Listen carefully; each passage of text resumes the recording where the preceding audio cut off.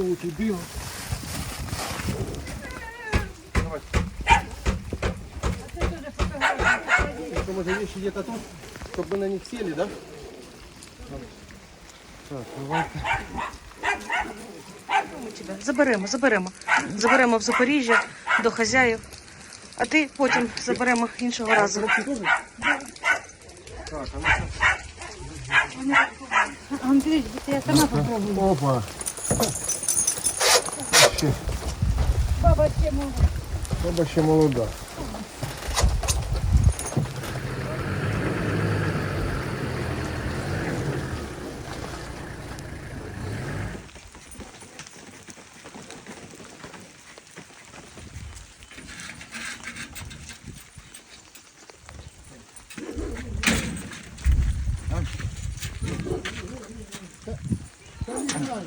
Держите. Чекай. А що, наперед отак от? Да, і собаку все, держати. все. Так, держите, все нормально. На полик ее ставьте. На поле, да. Все.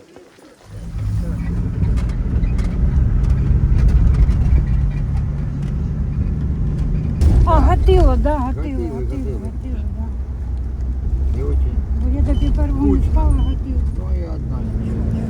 Ми вже їдемо, все. Ми вже їдемо. Пока. Дякувати.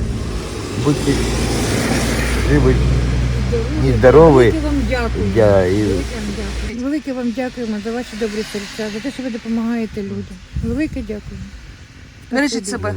Жителька одного із сіл Пологівського району дати допомогу з евакуації її та чоловіка до міста Запоріжжя. Затруднювалася евакуація тим, що в цей час був артобстріл територій, які прилягали до цього села.